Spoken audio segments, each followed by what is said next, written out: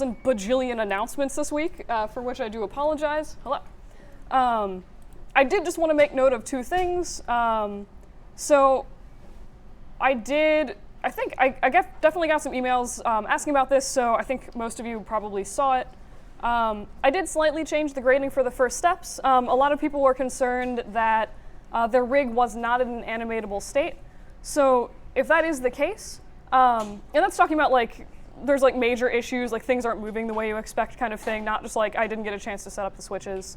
I would like you to still try to do the assignment and then also just sort of like write down any issues you had with your rig, as well as theoretical changes that you might need to make to correct those issues. My hope being that in actually animating the rig, it would sort of like highlight why some of the things were going wrong or like what the issue was. But yeah, so also don't forget that the sort of deadline to decide, you know, if you think your rig is like completely unworkable for ShaderBot is, and you want to use ShaderBot, I'm sorry, not ShaderBot, what am I saying? Skelebot, thank you. If you want to use Skelebot, that deadline is coming up soon. I have also changed slightly the way the rig is graded, just after totally one of those assignments where I'm like, it made sense the way I was grading it in my head, and then I'm like, I think I'm going to tweak this a little bit after looking at everyone's stuff. So in case you haven't seen this again, instead of requiring an IK-FK switch on every single limb, it's only required on 2 limbs. I do suggest it on the arms if your arms are set up in a way that they can function with IK handles. And again, that's just sort of like, I mostly just wanted you guys to like try making a switch, because in future classes you'll need to be doing more complex versions of them. I wanted you to try it, but like doing it on all 4 limbs seems like kind of overkill in retrospect. If you already did more than 2 IK switches, congrats, you get some extra credit for the extra ones you did. And I'll just sort of go through and like systematically change all those grades, either as you resubmit stuff or just like, I'll just sort of go through in the end, and like anyone who didn't resubmit, I'll just sort of like tweak the point values to reflect this change in the grades. Anywho, I think that was like pretty much that. Any call for questions on that, etc.? All right. So if that's the case, I do, like I said, I'm going to do a really quick demo on sort of different ways to make terrain. It's going to be a kind of quick, janky little demo. I'll show you a goofy way to do things in Maya, as well as a sort of nicer and or fancier way to do things in ZBrush for maybe like more complex terrain. So easiest, quickest, janky way in Maya is to make a large plane for, you know, however large you want your scene to be. And basically, hang on, let me do some stuff. This is gross. Okay. Basically go in and just give it, say, like 200 subdivisions. You may need more at some point, but like this is a decent starting place, especially, you know, if you're doing like a really big scene and you're going to be zooming in really far. You know, obviously the higher the poly count, the better resolution you have in your ground. And the one thing I do want to say explicitly is like I've seen people try to use displacement maps for ground, and it does work, but I would recommend for the most part trying to keep the geometry as close to the shape of the ground as you can get it. It's gonna, if you do like really extreme displacement maps for like whole mountains or something crazy like that your character actually needs to interact with, you really have no way of telling if they're clipping through the ground until you render it, which is just kind of like a pain as a workflow. I will show you some ways to sort of like reduce this poly count in ZBrush later. Either way, once you have your really, really dense plane, the simplest thing that you can do, and this is really good if you just sort of like want a just sort of generic ground without a lot of crazy detail in it or like without a lot of customization, but you can go in and add a texture deformer to this. And once Maya stops lagging, okay, you can go in and just plug like a generic noise texture into this, and you can see it'll make a lumpy ground. Obviously, you could play with the settings of this for, you know, however, you know, there's like different types of noise, that kind of thing. But this is like a pretty decent way to just like make a little bit of texture in your ground, and then if you just need to add some sort of hills or something like that, what you can do is just sort of grab some vertices randomly, turn on soft select, and be like, yay, hills. I did say it was very quick and dirty ground, but I mean, this is still totally better than like a default Maya ground plane. You do have some detail in there, a little bit more interesting perspective. So this is one thing that you can do for ground. Again, I don't recommend this if you need something like super custom, but if you're just like, I need generic distance background, totally workable for that. Other weird thing you can do, which is not immediately related to the ground itself, but you can make a really janky sort of water texture with this technique as well. So if you take the time on your noise, you'll notice that if you change that, it sort of ripples a little bit. And you can actually key this. So if you just like set a keyframe and then go in somewhere else and set a keyframe to like 10 or something like that, key it again, that will actually animate for your ground. And this actually kind of looks like cool like rolling clouds, but it's just like a weird, it's not the prettiest thing ever, but it is, you know, a thing you can do if, again, you just sort of have water in the background and you want to give it a little bit of movement without doing a bunch of crazy sims or something like that. So again, this is my first sort of like janky setup for this. Anybody have any questions on this? Cool. Also, incidentally, really good if you just have like a pile of dirt and you want to add some lumpiness to it. Texture deformers are delightful for that. Actually, in that vein, because I know a lot of people are trying to make like piles of trash.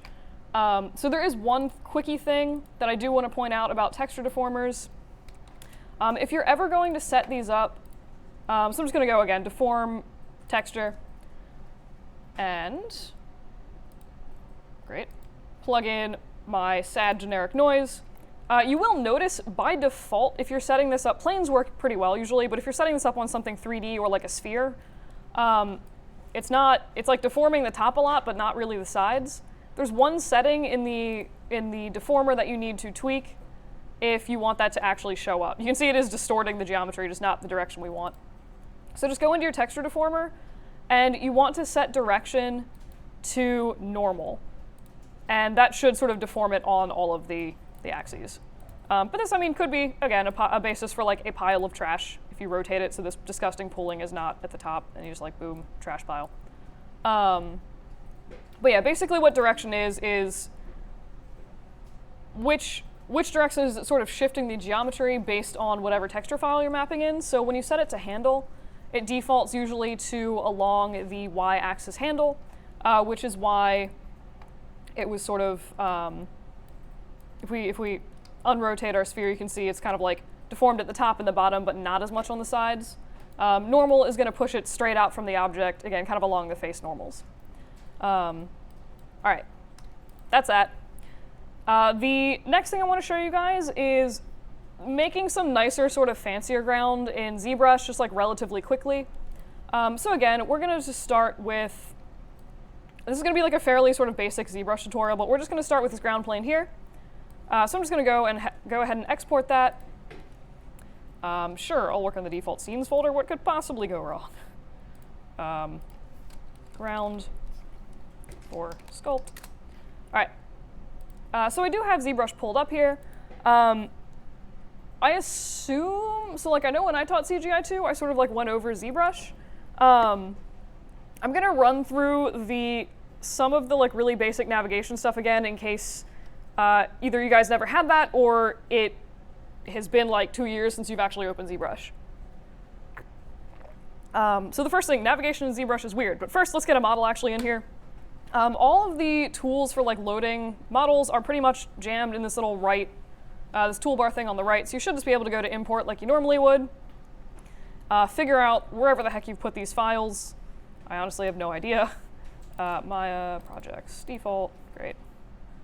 So many folders. All right, grab whatever file you want to import. It should be good to take like STLs and OBJs. I usually just work on OBJ. And then to actually get this in your scene, you have to click and then drag with the left mouse button. And what are you doing? ZBrush. ZBrush, you fail me. Okay. Sometimes it's a little weird doing planes and it like looks at it from the side and it's like, I can't see it, doesn't exist. So I just had to rotate my view a little bit. Once you have your model imported, you do want to go up in the upper left, there's this little edit button. if you don't have this turned on, basically it's just going to, sort of, fine, keep drawing these ground planes in until you click edit. But you can see now there's like a bunch of them just sort of in the back of the scene.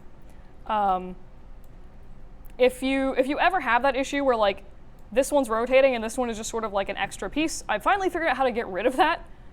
There is this layer button up here. You can just click on that and just do clear. It'll get rid of any sort of non-moving extra geometry you've accidentally added in. But functionally, again, what you want to do, import, pick your model, left mouse button, click and drag, it'll place it in your scene, and then just go ahead and hit the edit button. All right, that was kind of a weird demo, but any questions on that? Okay. Feel free, again, to stop me if you guys do have questions. I'm not entirely sure what everyone's level of ZBrush knowledge is, but it is really nice for sculpting more intricate ground stuff. All right, so navigation in ZBrush, rotating, if you want to click with your right mouse button somewhere off or on your object and just sort of rotate it around. Again, you'll notice the object disappears because I'm looking at the back side of it. This one's weird because you can also click off of your object with the left mouse button and drag, and it will still rotate your object. Left mouse button and drag will actually doodle on your object though, so yeah. If you want to pan around like this, it is Alt and right mouse button click. I was about to say rice mouse button. That's panning, and then actually that's actually pretty much. Oh yeah, zooming.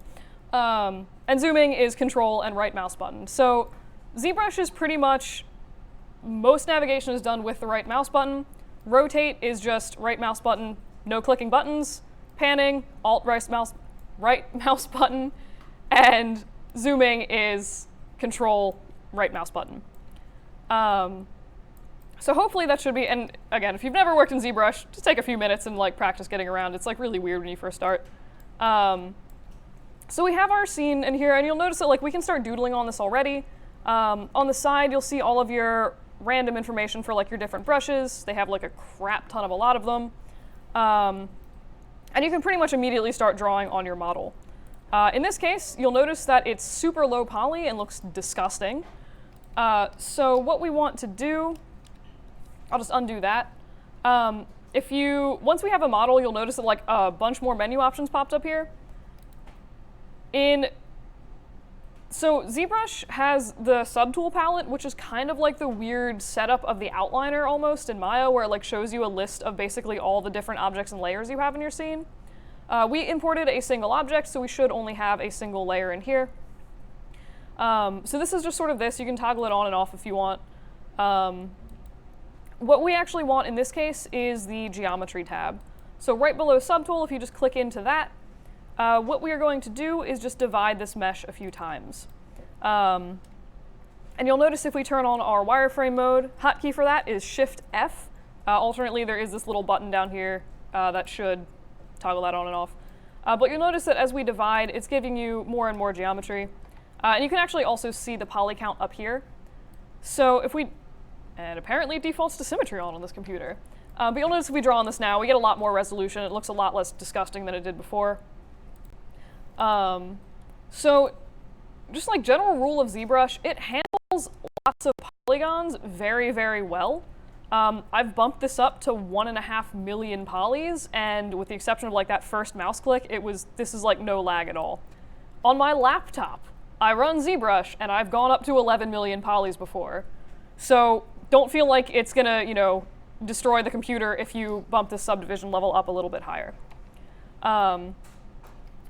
So that's basically what we can do to start sculpting in this. And again, I'm assuming that this is for ground planes and not creating displacement maps. There's like 1 or 2 extra tiny steps you need to do if you want to do that. But that would be more for like sort of modeling, again, like texturing stuff rather than just like exporting a model from ZBrush. So in this case, we have like symmetry turned on, which I do not want for this ground plane. If you want to turn that off, it is under the transform menu at the top, and sort of there's this button here for activate symmetry. Just turn that off, and then you should be able to just doodle however you want. One cool thing that ZBrush does, in case you guys are ever like needing to do something with symmetry on multiple axes is you can set that up. So I can have symmetry on both Y and Z, and you'll notice that like it's doing, again, Y symmetry here like it was doing before, but it's also mirroring the other sides. So this is like actually super handy if you're trying to do, maybe like a coin or something like that, or some kind of design where it's like a pizza pie and you're trying to recreate the same thing over and over. Weird fun tidbit. In this case, I'm still turning it off. So basically, once you have all this, you're good to start doodling on your scene. So if you right-click on your model, or pretty much anywhere, it'll give you brush options. Don't really worry about changing the color. It's not really necessary for modeling, but you have like standard brush size, focal shift, and Z intensity. So I feel like brush size is probably pretty self-explanatory. Focal shift is basically like hardness for your brush if you're thinking of like Photoshop. So you can see that like this is a much lower like negative focal shift compared to this very soft line here. And then Z intensity is kind of like opacity. It's basically how much is it going to push this up from the surface. You'll notice if we set this higher, it has a much more dramatic effect than this lower value here. That is like honestly pretty much the basics of brushes in ZBrush. Y'all with me so far with this? Sweet. All right. Other cool thing about ZBrush, which is very, very handy sometimes, it pretty much has almost unlimited undos.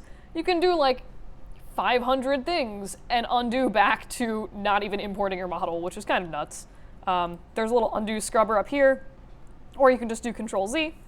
Or there is this, again, edit, undo counter. Sometimes mine gets up to like 1,000 things, and you can just scrub back and be like, nope, I don't want to doodle on this model at all.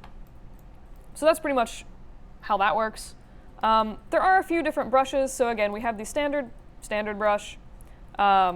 It's a bad representation of the standard brush.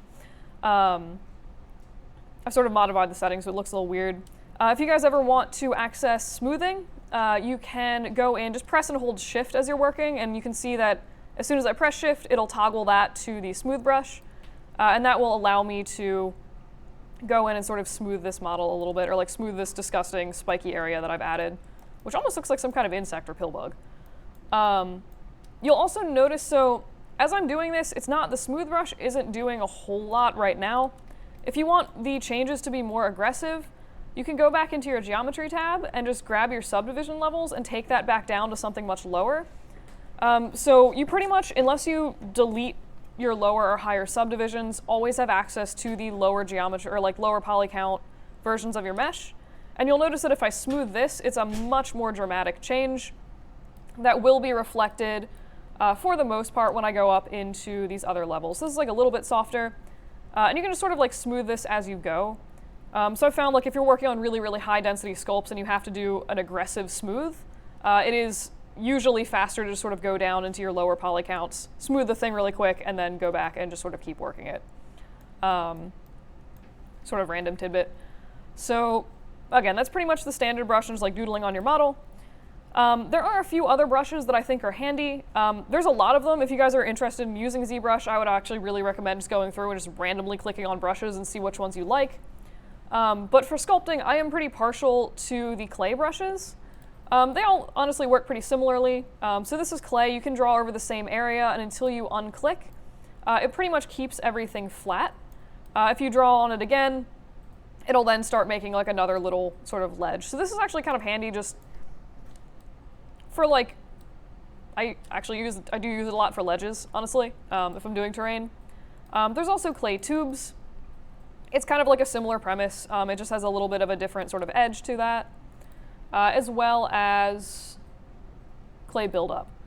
This one, if you keep drawing on it over the same area, it will just jut it out of your model very, very aggressively. So I'm just going to kind of leave that there. Clay tubes is by far the most aggressive brush. If that was too aggressive, you can always take your focal shift and draw size down a little bit and do something less insane than I just did there. And again, just pressing and holding shift will automatically toggle me to the smooth brush where I can clean up some of those sort of like icky hard edges there. Other cool brushes is, I really like Dram Standard. Basically what this is, I don't really know how to describe it, but it gives you like a really nice sort of deep groove with very, very soft edges. So this could be something if you were looking to just like trace in some small streams or like rivers, you could conceivably use this tool. I use it a lot for sculpting wrinkles and skin because it just has those like really nice soft edges. I don't need to do a lot to make that look nice. And then if you wanted, again, less aggressive, you can just sort of go through and like smooth some of the bottom of that. Honestly, those are mostly like my 3 sort of favorite brushes in ZBrush. The other ones that I use semi-frequently is H polish. I'm just going to press H, it'll usually take you directly to it. So if you ever like can't find a brush you're looking for, you can type in, like if you just hit C on your keyboard, it'll highlight all of the brushes that start with C. Same thing. So you can do the same thing again with like D to find your drams or like whatever other stuff starts with D. H polish is the only thing that starts with H, so it grabs that brush automatically. But what this does is it basically lets you sort of go in, and if you just like aggressively trace over a particular area, it will sort of like polish and flatten that area. So it can be interesting to go back and sort of like add some textural detail into your stuff if you're looking maybe to make some kind of effect like hammered metal. I would use this for something like that. Less so for terrain, it's just kind of sometimes handy. The other brush that I use semi-frequently is, where is it? It would help if I remembered what it was called.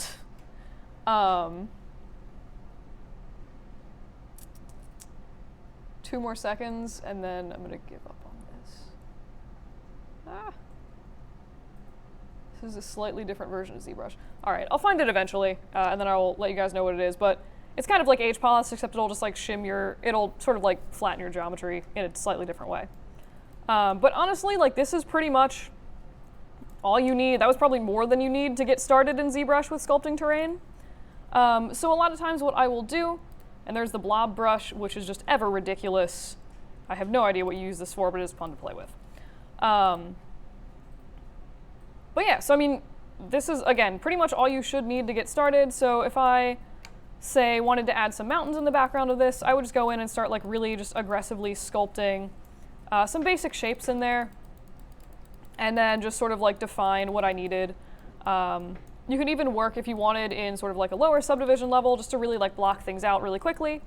And then as you go into higher subdivision levels, you can start adding in some detail for, you know, rocks or ledges or caves or whatever other weird stuff that you want in there. And again, smooth it if you want to. But yeah, so then you, again, if you wanted to add, you know, something like a giant river or something to this, just go in with like a big dram brush and just be like, aha, river, great. And then you can go in and kind of like cheat and just like add a plane in here, and it kind of will function as water if you happen to need to do that. But anywho, so I'm just gonna say that we're happy with this frankly terrifying piece of land that I've just created here.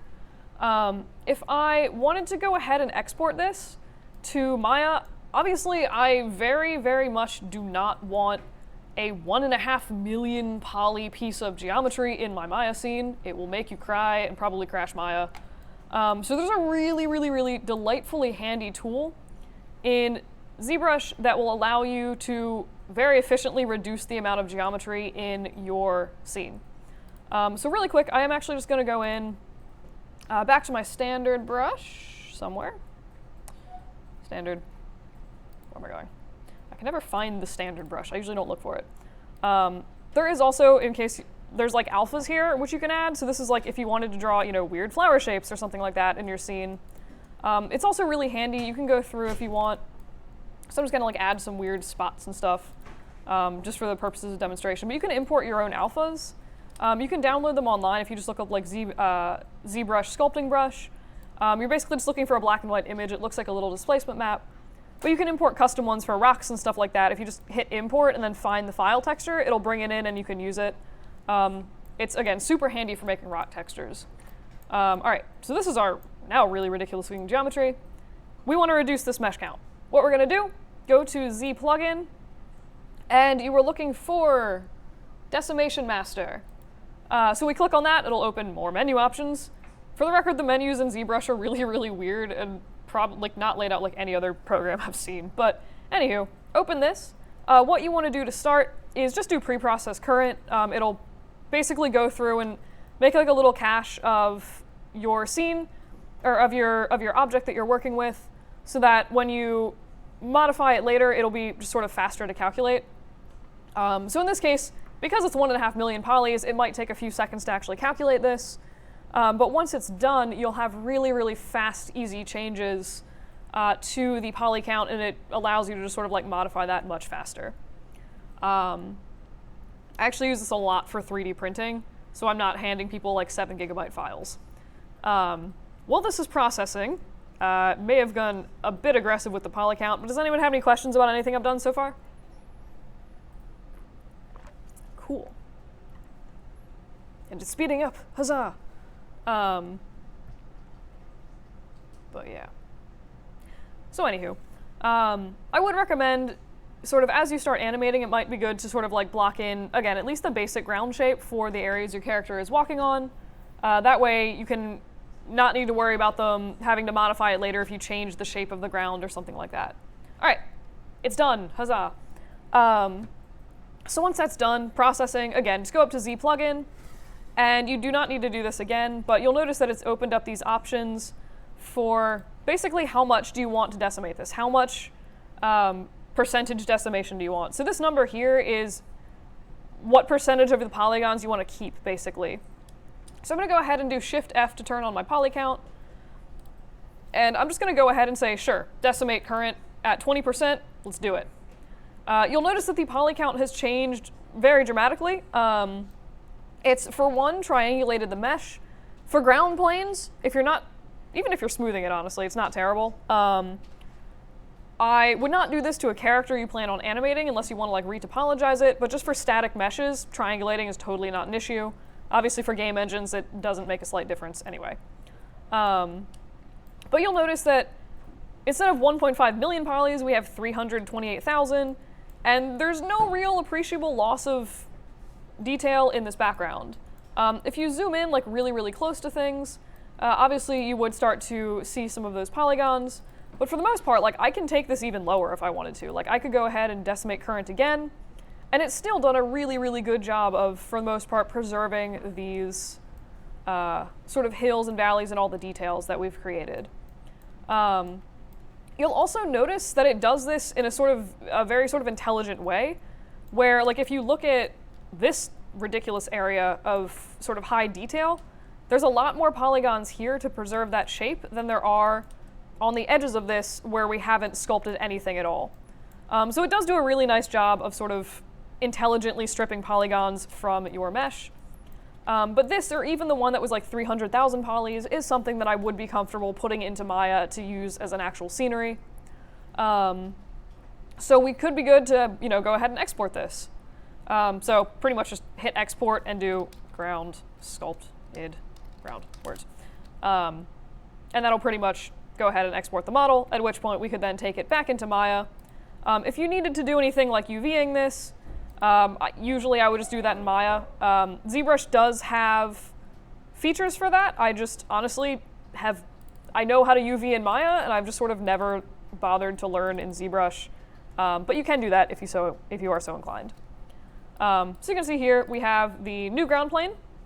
It has changed volume a little bit from when we subdivided it, but that's pretty much the power of doing that in ZBrush. Like this is something that you wouldn't necessarily want to do with a texture deformer because it would just be like really, really hard. And then again, the benefit of ZBrush is like, let me see if we have, turn on my poly count. So this is 40,000 polys, and this is like a slightly lumpy plane.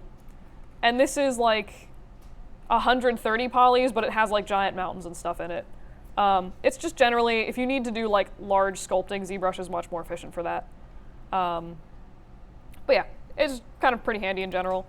Any questions on that? There's one more like tiny thing that I want to show you guys, and then we'll go into a little bit more rigging stuff. Cool. All right, so I guess I'll just sort of keep working on this ground. For the sake of argument, if I did want to undo, yes, ZBrush and its autosave. If I did want to undo everything that I did, I could literally just go back and pretty much go back to the star, literally, again, before I've done anything to my mesh or even imported it. And I can also go back and just kind of scrub through all of my changes. Very aggressive undo counter. So basically ZBrush, again, you could export this as a displacement map if you wanted to. The only time that that breaks down a little bit is if you're doing something with like crazy overhangs, like a cave or something like that. Like this, would not displacement map well at all. Displacement maps work better for sort of geometry coming straight off the surface of your model. Again, any kind of overhangs, you need like a special type of displacement map for, and it's like really weird to set up. So if you are doing something like caves, again, I would recommend not displacement mapping that and just modeling it straight into your scene. If you are trying to make a displacement map though, and you're like, I want to ensure that I don't have overhangs like this in my scene, there is a way to compensate for that and sort of like lock the way that you're drawing so it actually won't make overhangs.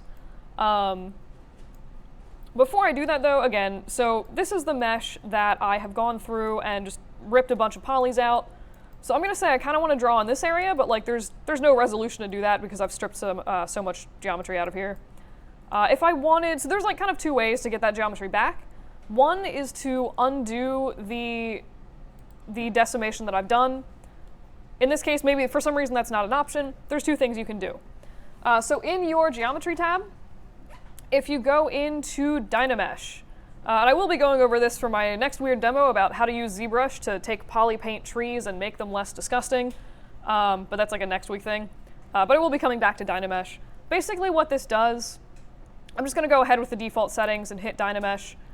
It'll go through and just aggressively, guys, I forgot how to navigate in ZBrush. It'll go through and just sort of very aggressively make everything square or mostly square. It doesn't try to preserve the detail in your scene, it just makes everything pretty much quads. So in this case, it did obliterate a lot of detail.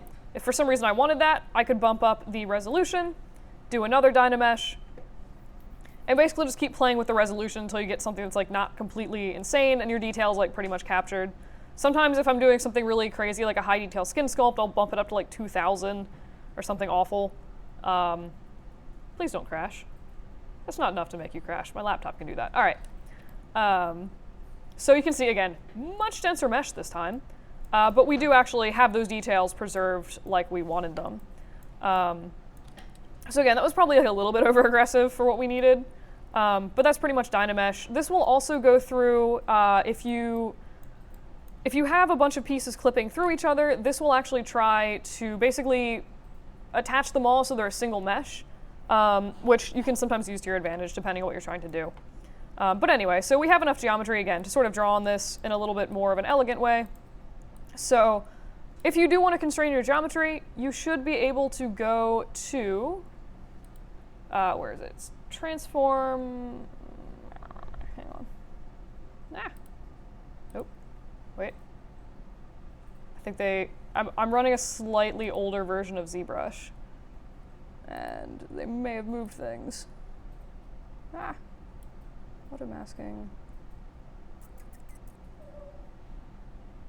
Wait for it.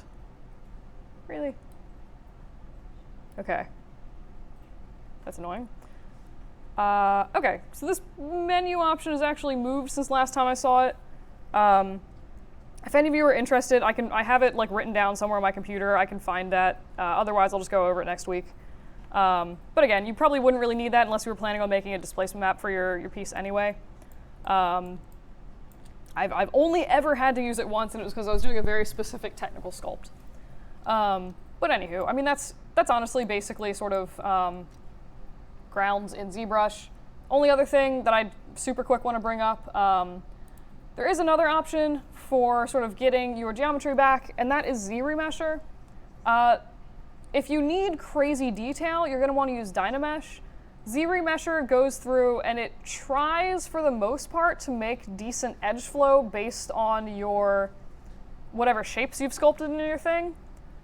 So it's certainly not something you would want to use in place of modeling something with good topology, but it does try. It tries to make something with evenly spaced quads, and sometimes can be a little bit nicer than Dynamesh if you're not looking to recreate a lot of crazy detail.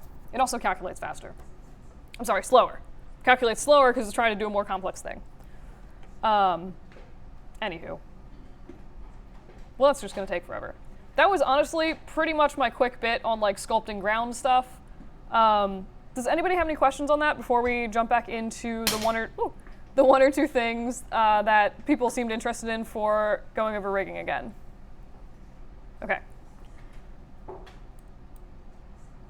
And I'm just going to escape key to cancel that. All right, so rigging nonsense. I'm actually really just curious what the UVs on this look like. Not great is the answer. Okay, interesting. Actually don't even know what it's done to the UVs in this case, so that's kind of fun. All right, so I'm just gonna go ahead and make a new scene. So it did seem like, I looked at what people wanted to go over. I didn't look at the sections that were sort of interested in things. But it seems like for the most part, like there were 4 people interested in the outliner structure for like rigging, scaling, and rotating. Is that something that you guys would want to go over again? In maybe like more detail than the videos, sort of like explain how that works? Cool. I just sort of assumed today would be mostly open lab, but anywho. All right, so the basic outliner structure that I sort of went over, I'll just set up like a really quick, janky, crappy rig. Ooh. Hiya. Oops. So basically what happens as you are sort of organizing your outliner, it's all basically dependent on what is moving or controlling everything else. So I'm gonna go ahead and just, again, set up this like really, really janky little rig thing here. I will actually remember to zero my controllers for once. And I'll just go ahead and constrain with a parent constrain all of these little bits. And then attach, where did I put my outliner? Great. I'll just like quickie attach my skin to these joints. My skin, sure, I'll do 5 influences. What could possibly go wrong? All right, so effectively what's happening here is just in this basic setup, again, I've done nothing to my outliner except just create objects. Stick. Is not great things. So like theoretically, if this was an arm, I would expect that when I move this top joint, these other ones would follow it. So that's just a matter of grabbing the wrist and parenting that to the sort of elbow, and then parenting the elbow to the shoulder. So when I do this, it moves things as you expect. The reason that I have this like specific setup that I like to use for my outliner, and the reason that that sort of works is because of, again, sort of what controls what. And I actually, for some reason, I was like thinking about it very deeply last night. I was like, oh, this makes sense. Like I just sort of like made this outliner structure, and then yesterday I was like, oh, now I see like why it's actually working the way it is. So, I mean, first thing obviously I do is just grab all my stuff and do thing. I will just make one group to keep all of my stuff in. That's purely organizational. If you did want to sort of move or scale this, you'll notice that like right now as I'm scaling this, the skin is shrinking and expanding really aggressively. If I move it, it rips off the skeleton. This is obviously not ideal functionality for a rig. And one of the reasons, incidentally, that I made the scaling thing a requirement is I knew not everyone would model their robots to scale, so it needs to scale. Otherwise, you're going to have really dramatically different sized robots. So what I basically prescribed in the videos that I did is grab your controls and your joints and put them in a group and call that group master. So you should be able to go ahead and grab this, scale this, move it, rotate it, and your skin should stay where it is. The reason that that works is if you think about like what you're actually attaching to everything and kind of like break it down that way, you can kind of decide like what makes sense to attach together. So basically, on each joint, I have a parent constraint, and that is attached to rotation and translation. So if I move this control, the rotation and the translation of that is going to be transferred to the joint. If I scale this control, it's not, it's moving the other joints, but it's only doing that, like, you'll notice it's not actually changing the size of the joint. What's happening is that because this is parented under this top control, that's being moved, and it's dragging the joint with it. So if I went back and I sort of scaled that back to 1, set all of this actually back to 0 that out, I'm just going to go ahead and unparent this. So if I grab this and move this, it doesn't affect those. Now if I scale this, you'll notice the joint is not affected at all. And again, this is just because of the constraints that we set up. It was only a parent constraint for translate and rotation. If we were to go ahead and grab our controller, grab our joint, excuse me, and add a scale constraint, once we scale this, it will actually affect your joint, which will do some really weird stuff to your geometry. And sort of, again, if you scale the joint, the geometry is going to scale accordingly with it. But basically, the scale was never being controlled by the controller before I set up this horrid little scale constraint, which I'm about to delete.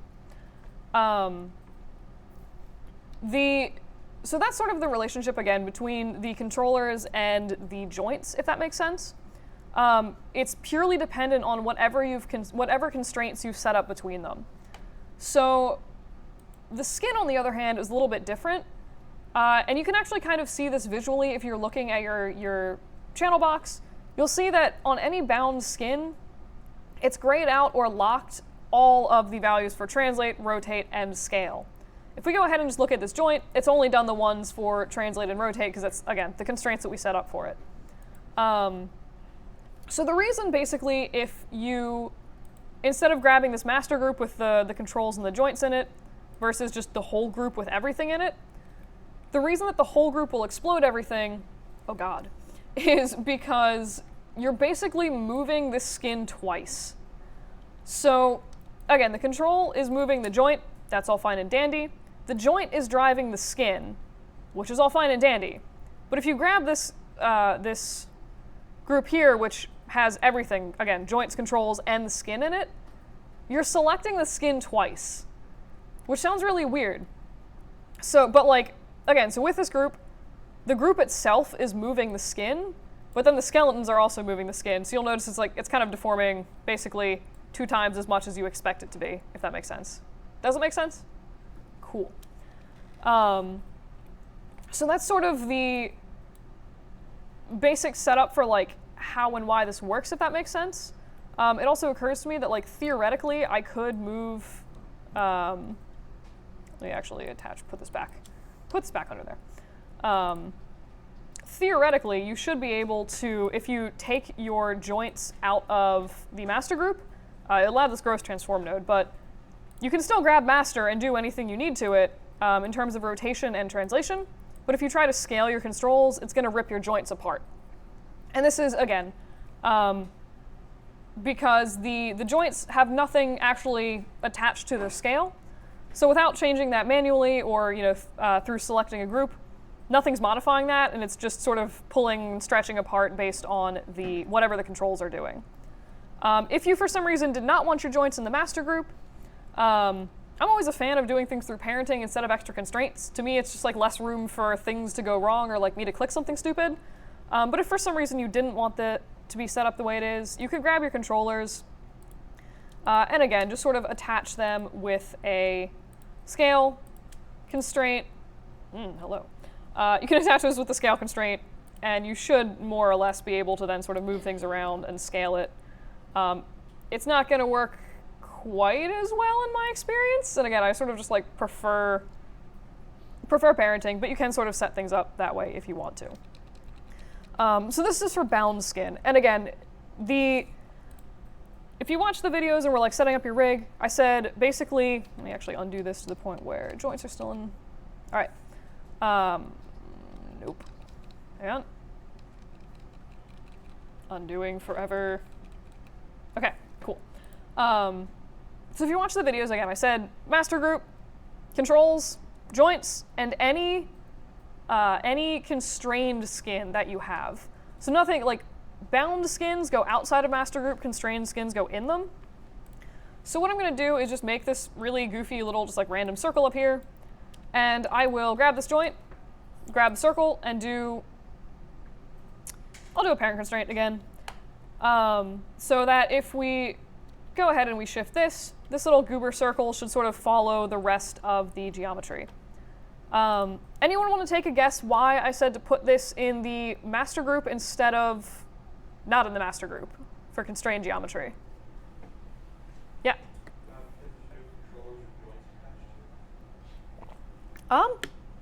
Sort of. It's basically, it's the same reason that you would want to put the joints in. So if you look at, basically actually the joints are controlled with constraints. And this is controlled with constraints, and the constraint we've set up, in this case for me, is a parent constraint, and that is only controlling the translate x, or I'm sorry, it's controlling translate and rotate, not the scale. So if we had this little polysphere, and we didn't put that in the master group, we can still move and rotate our skeleton as we would expect it to, but if we try to scale it, that's going to stay the exact same size. And again, that's because we've not hooked anything up to the scale of this little sphere. So if we did want that to basically scale with the rest of our rig, it would need to be, again, there's sort of two ways to do this. You can either throw it in the master group, which I just think is sort of the quickest and easiest way to deal with that. It'll sort of select the sphere as well and just take that with the scale of whatever you're doing. Or if you didn't want that in the master group, maybe you just wanted all your skins together, just keep things kind of simple. You could also add, again, a scale constraint to, hang on, let me just freeze the scale on that. Seriously?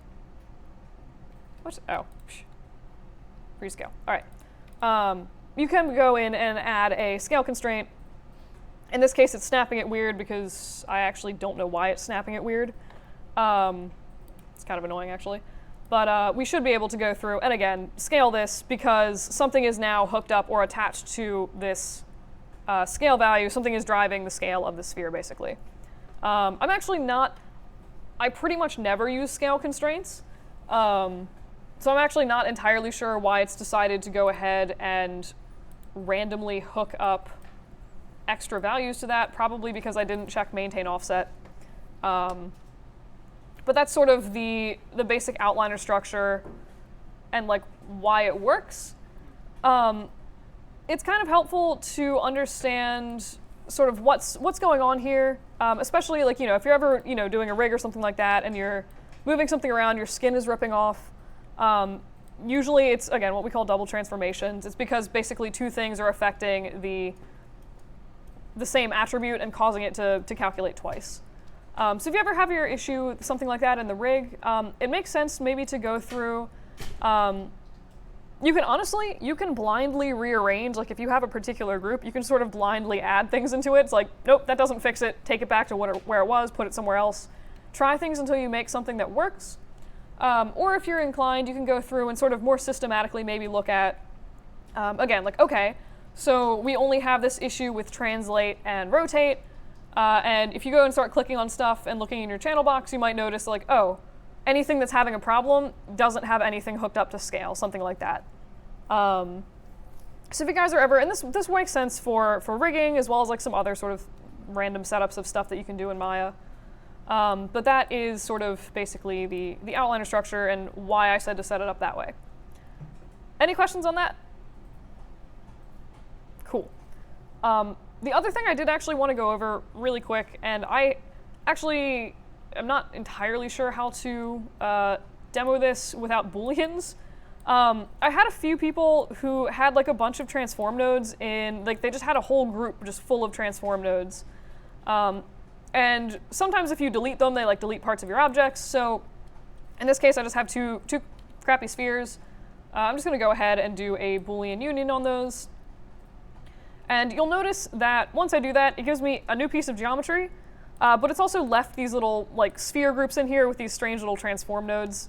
You'll notice if I delete one of them, it'll delete my Boolean object.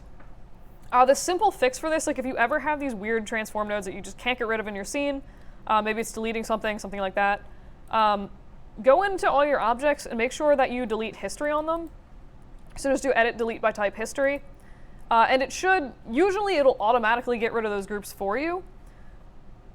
Sometimes it won't, it'll just like leave extra stuff in your outliner, but it should basically remove any attachment to previous shapes that were affecting it, and it's just like effectively, hey, here's the shape, instead of here's the shape and all of the things I did to create that shape. So again, if you ever have transform nodes you can't get rid of, try just deleting history on your objects. Usually that'll sort of allow you to get rid of the transforms and be good. All right, just like, again, sort of weird tidbit. So the other things that it seems like a few people were sort of interested in is binding skin. I did go over that in class, and there's video recordings online. So I don't really plan on going over that as a class presentation again. Anybody interested in the IK handles?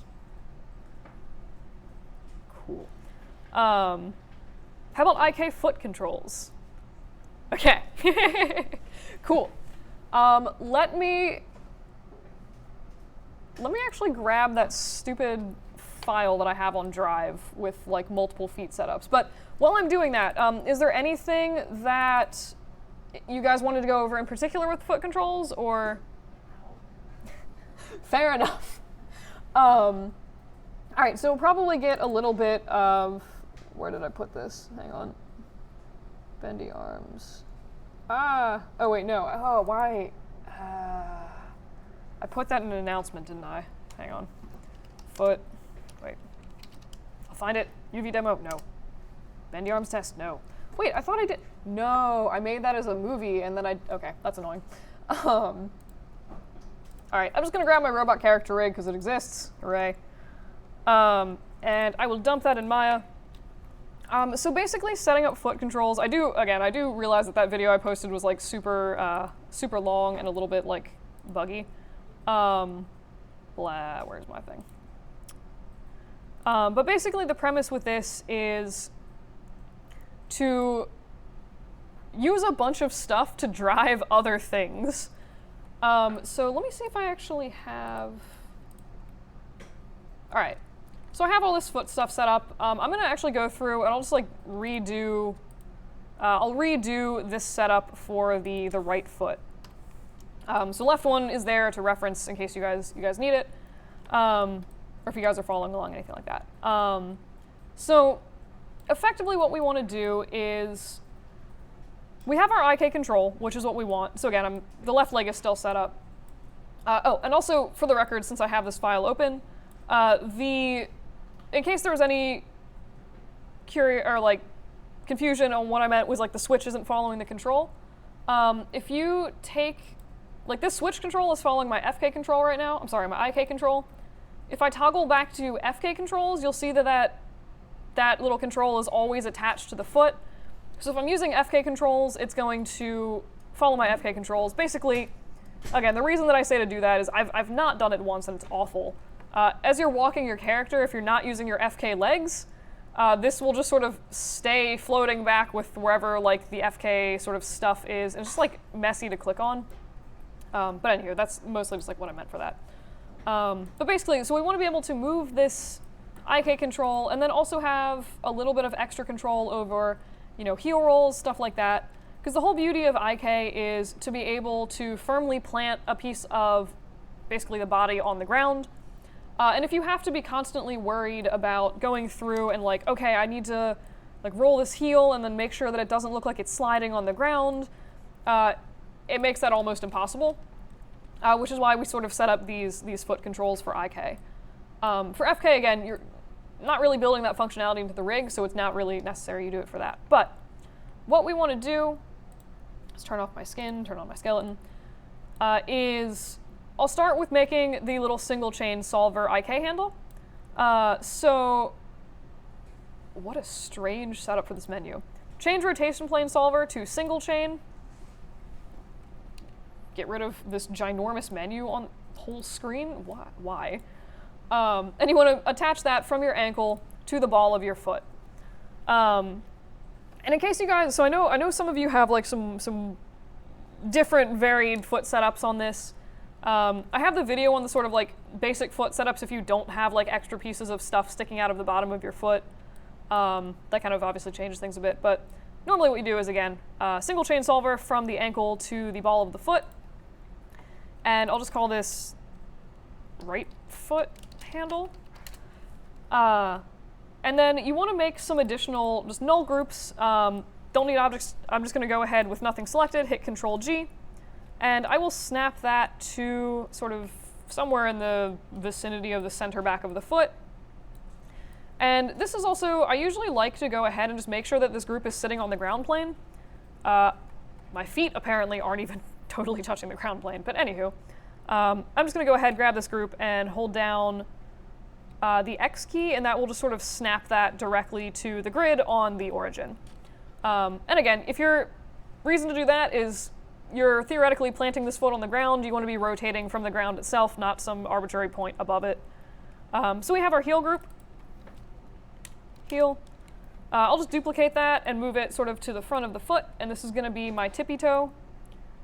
And basically what this is disclaimer, I did not make the outliner structure for this. This is something that is like a holdover from when I learned rigging.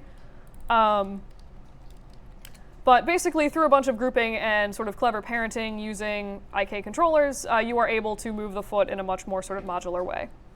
So I'm going to, again, turn off my skin, duplicate this again, and I'm going to just tack the next group directly into the ball of the foot, and I'll duplicate that group, and this one will be the toe setup.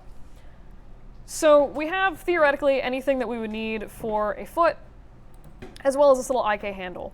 And you'll maybe remember that I think last week I went over the difference between sort of IK and FK and like what they stood for. I think that was last week. But basically the difference is like FK, it'll just sort of move things linearly from, again, I kind of think of it like as the inside out, like closer to your core out. So if you move a shoulder, it's going to take the elbow with it and then the wrist with that. IK allows you to do the opposite, where you move the wrist and then it takes the other stuff with it. So this is, in this case, why we've set up this little goofy single chain solver here. With a normal FK setup, when you move this ankle, it's going to take the rest of the foot with it. Because we have this little single chain solver here, and the single chain solvers are good for like, I'm not attaching multiple joints to each other. It's basically just like one joint directly on the other one that I sort of sometimes want to control, maybe the opposite way. So again, normal FK setup would be grab this and it would move this ball of the foot. With this IK handle here, it's going to allow us to take the ball of the foot and rotate the ankle, which with basic FK functionality is not something you would normally be able to do. That's why that's there, in case that was unclear from the videos. I'm actually not sure if I mentioned that. Any questions so far? Are you guys with me? Yeah? I know you put like the group on the heel and the toe, but did you put anything inside of them? So there is the ball joint, and that's just going to be on the center of whatever little joint you have in the foot. So this is also sort of dependent on the foot style of your robot. But basically think of like if you're actually bending your foot, you would need, like wherever your sort of the ball of your foot is or like the toes are bending, you would need some kind of joint there. If you want control over that, you need to put a little group just directly on that joint so that you'll have something to control. Does that make sense? Cool. Is there anything in the groups right now? Or is this like Nope. They're just sad, empty groups of nothingness. And they're actually, for the most part, the only thing in these groups is mostly going to be like this little IK handle and these other groups we've made. So there's no controllers. It is just empty groups nested under each other with an IK handle somewhere. But yeah, so that is, again, the basic sort of setup of like everything you need to make this. And then what you want to do is go through and add in everything pretty much like in this order to your outliner. And again, I cannot take credit for this beautiful setup of nonsense that just sort of makes everything work, but it just makes everything work. So again, I'm just kind of like not gonna mess with that. But basically, tippy toe is gonna go under your heel, and then the ball and toe groups are going to go under the tippy toe. So this should be the basic setup before you add this little IK handle in. And since there's nothing in the groups, it makes it really hard to see what's going on. But theoretically, like if I rotate this heel group, you'll see the tippy toe group, instead of being at the front of the foot here, is now like sticking up in the air. And the positioning of the ball and toe groups have also changed. Important thing to note with this setup is normally I'm like, zero your controllers, everything will explode if you don't. You can't really zero translations on a null group. It will pretty much just snap it back to the origin. So if I grab like this heel group and I do freeze transformations, this never works any other time. Why? Okay, in my old version of Maya that I'm using, it will snap this group directly back to the origin, so I would always leave these translate values here. If for some reason that doesn't happen, you can totally just zero the transformations, cough. Either way, transformations on these I'm not overly concerned about, just from the perspective of like grading, because it's not something you ever really need to go in and modify once it's set up. It's just sort of there, and you never really selected it's controlled remotely. If you can zero it, though, without going back to the origin, that's delightful. Wish that was a thing in my Maya. Anywho, so this is set up. I'm going to, you'll notice this little IK foot control that we have is dumped under the group for the ball of the foot. So, gonna do that. Second. Can I just like watch from here? Sure. I can't read. Oh, gotcha. But yeah, so again, we have the foot handle here, and right now nothing is hooked up to anything else. You'll notice like if we move this foot control, it's not actually driving this joint here for the leg. The reason that that's happening is because there's another IK handle on this leg, which, let me actually find that. Fun display thing you can do, if you go to show in your outliner, objects, you can check IK handle and it'll temporarily hide everything that doesn't have IK handles in it. Which is very helpful, and I've been using this for grading very frequently. But we have this IK handle in the right leg that if we want the foot to move the way we expect, this needs to be attached into this weird little foot rig that we're setting up. So basically what we want to happen, there's sort of two ways to do this. There's one way that should absolutely work, and there's another way that I've never managed to get to actually work. So theoretically, you should be able to take this right leg IK handle and go ahead and also parent this under your ball joint. So that if you rotate this ball joint, it also rotates the IK handle. You also want to make sure if you do this that there's nothing constrained. Like in this case, I have a point constraint to the control on the wrist. You could get rid of that. Theoretically, it should make the leg work as you expect. And in this case, it's actually doing that, which is kind of fun. So again, two ways to sort of drive this handle. One is make sure it's not constrained to anything else for your main leg IK, and also put that under the group for the ball of your foot. Usually that's not what I do, because for some reason every time I do it on my computer, it explodes things aggressively. So what you can do instead is grab the group for the ball of the foot and add a parent constraint onto this leg. So if we, again, click the just little null group, click your leg handle, do constrain and parent. When we move this ball joint, it should also take the IK handle for the leg with it. So that is sort of like the two different ways to drive that group. Does that make sense? Cool. Anybody have any questions while I'm here? I mean, pretty much, this is actually pretty much done except just like hooking up attributes. Does anybody have questions? So you have three groups, one that's like on the heel, one that's in the ball, and one that's like at the top? Yes, Okay. more or less. There's actually an extra group. Next one, where? Yeah. So, all right, so right now I'm going to clear this display where I'm just selecting IK handles. So there's, where am I going? What am I doing? Weird. All right, so again, there's four groups basically to make the setup work. There's the heel group, which is at the back of the heel, tippy toe, which is at the very front of the foot, and then there are two groups right in this little center joint here. So one is going to be for the ball joint, and that's going to be the functionality of if you want to move your foot like this, where your toe stays planted, but the back of the foot comes up. So basically you have one group to control the back of the foot, and then one group for the toes to control the front of the foot if you just want to like wiggle the toes. Then the IK handle goes under the ball. Yes.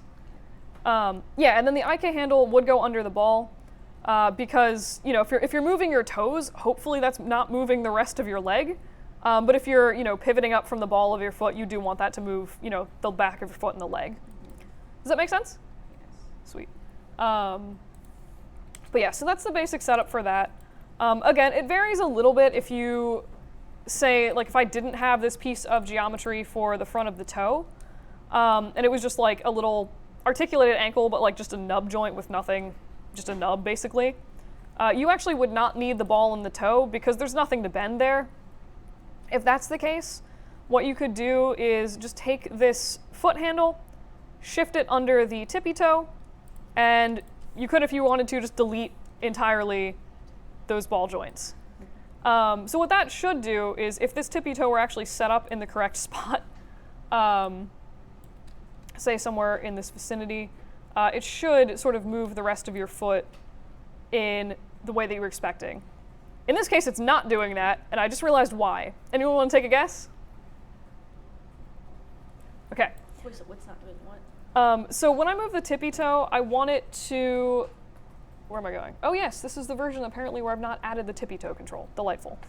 Normally if I were to move the tippy toe, what it would do is take the rest of the foot with it and like pop the whole leg up. In this case, when I tried to move the tippy toe on this new leg I've set up, it's just sort of like awkwardly flopping the leg around. And actually the reason that it's doing that is because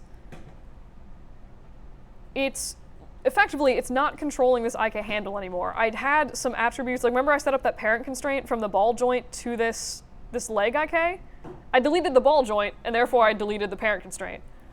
So what I would want to do in this case is either just bring my heel control back and just sort of leave it there, or I'm sorry, bring my ball of the foot control back, or I could just set up a new parent constraint and not be exceptionally lazy about it. Huzzah. So grab your tippy toe group, grab what I think is that leg IK handle, and do a parent constraint, and theoretically then if you move this tippy toe group, it will take the rest of the foot with it like you might actually expect for this. Like for weird feet. Yeah, like this, again, would be for a foot, like if you didn't have this sort of extra articulated joint, it would just be like a little nub. That's the basic setup that I would do for that, is pretty much just omit two groups, but you still have control of the tippy toe and the heel, which again, will make animating 1,000 times easier. But yeah, so that's honestly, like that's pretty much a foot control. Any questions on that? Cool. Does anybody want to see me hook up the attributes into this control for like the toe rub out and twist and stuff? Okay. I got some yeses. Hydration.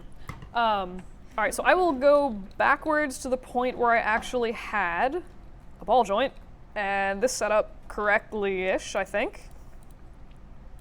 Great. And I had some skin somewhere. Cool. I'll just unhide that. All right, so what you normally want to do for this, or at least what I do, is I'm just going to hide these IK handles. I don't really need them right now. I'll turn on my skeleton. All right, so basically, for one, this is going to sound really dumb, but like know what functionality you're looking for. So like if you do a heel roll, like know what you expect from that. And then usually what I do is go in, so like for the heel roll, I'll be like, okay, I need that to... What I want for a heel roll, I'll just rotate that group and be like, that's moving the rotate Z. So that's sort of just like, when in doubt, check what axis you're trying to attach to each other. Otherwise, you'll probably hook it up wrong, which is like story of my life.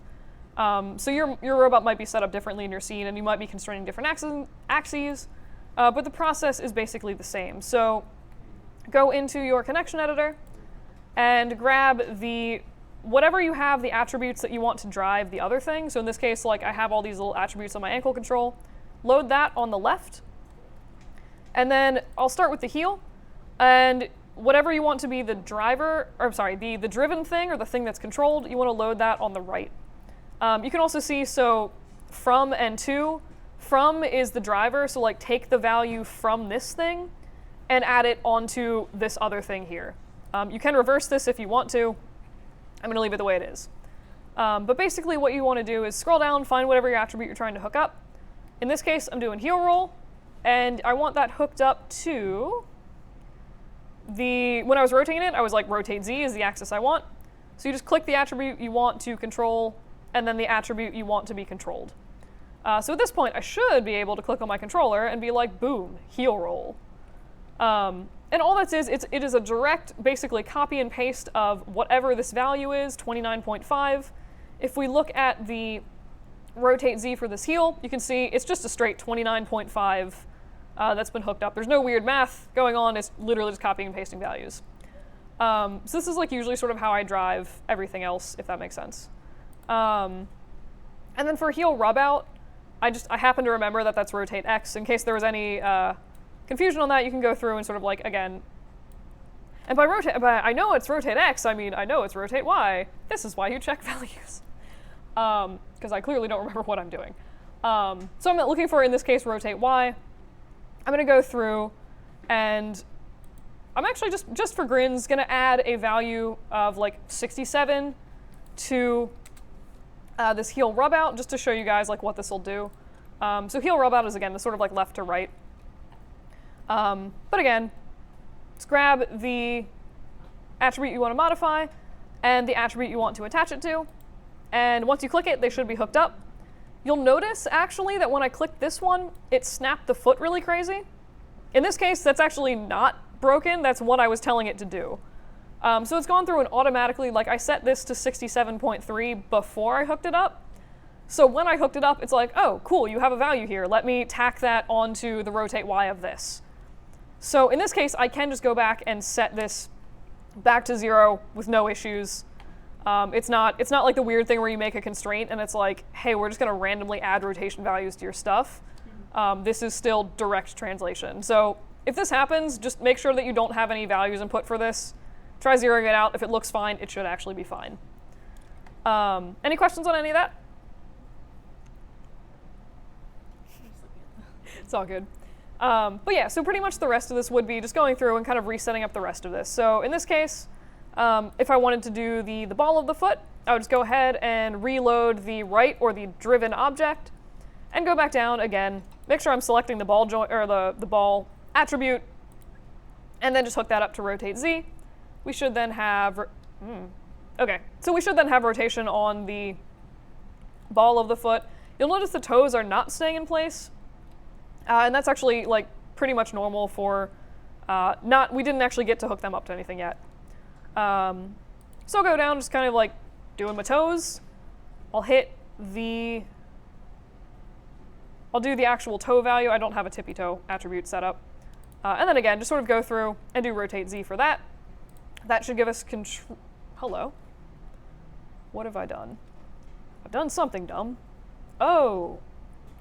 Yes, maybe. Really? Hang on. Put that as a value. So in case you're ever hooking stuff up and you're like trying to troubleshoot things, I was like, let me just make sure I apply this to the right spot. I grabbed my control, just added a value to it. I went to my toe group and I'm like, that is being applied where I told it to be applied. I've clicked on all the right things. Let me. Cool. Now I'm just like looking at my other thing and be like, what have I done to this? I think what I've actually done is forgot to constrain the new group. So if nope. Interesting. Very interesting. Wait, what is this attached to? Question mark. All right. Kind of strange. My outliner setup is different for both feet. What I'm going to try to do really quick is, just for grins to see if this works, I'm going to grab this toe group, and I will actually set this back to 0. Anytime you add constraints, you want to make sure that your skeleton is in bind position. There's no rotations or translations on any of your stuff. But I'm going to grab this toe joint and grab this little joint, basically at the ball of the foot. And for grins, I'm going to try doing an orient constraint and see if that helps. And it does. So basically, I just forgot to attach that to actually control part of the foot, is what was happening there. But now I have toe roll, and I have the ball of the foot.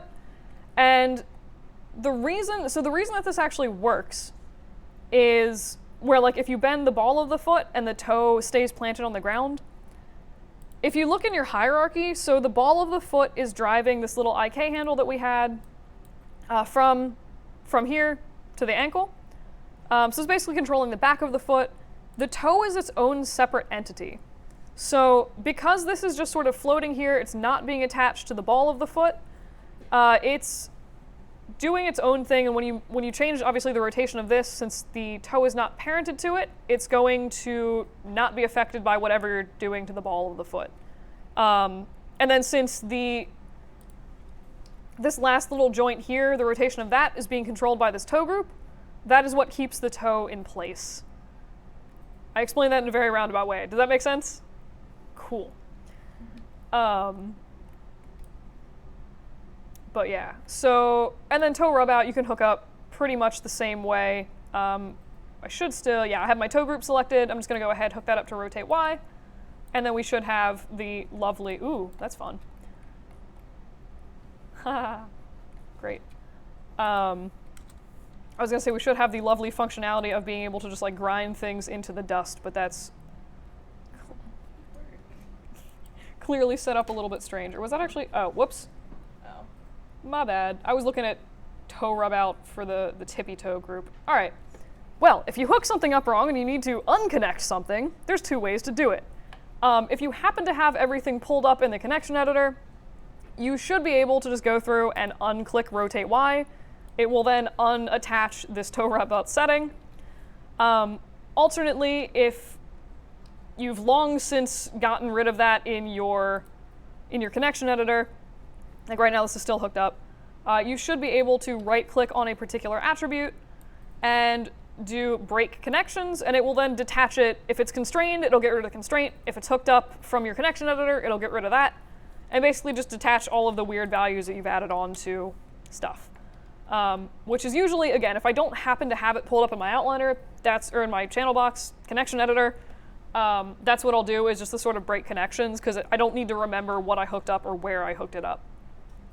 So in this case, that should be detached. Grab your tippy toe group, do reload right, and then I should be good to actually go in and add my rotate Y values, so that toe rub out will do what we expect a toe rub out to do. Oh, I see. So like this one, and then like that, and then that. Yeah. So you can add as many or as few of these joints as you can. I just am like, it takes 10 seconds to make the extra attributes and sort of hook up the extra stuff, and every once in a while you do use the toe rub outs. If for some reason you're like, there's no place like home, there's no place like home, like, it would be great for that. But yeah, so that's basically a goofy foot cut. How did you set up ball and toe, and what do they do? Okay, so the question was, how do you set up the ball and the toe groups, and what do they do? So basically, I set it up the same way as I did for everything else. So if you just make sure nothing's selected, hit G, it'll make the attribute. Oh, my bad. Okay, so pretty much the same way as the rest of them. So you go in your connection editor, and again, I had the controller on the left as the driver, and then I loaded the ball and the toe sort of respectively. But basically, the ball group is going to control the back of the foot, so like from the middle to the back of the foot, as well as the leg. The toe group itself is just effectively like wiggle your toes up and down. So to set them up, I just hooked up the attributes the same way I did everything else, and then when I set up the toe group, I just needed to constrain the toe group to the joint itself. Otherwise, this is not really controlling anything, it's just a floating group. So I needed to, again, sort of connect the values from toe to this control. Does that make sense? Yeah. Cool. All right. Any other questions? Wait, but like, what's the connection for the ball and the toes? Like in the connection editor. Okay.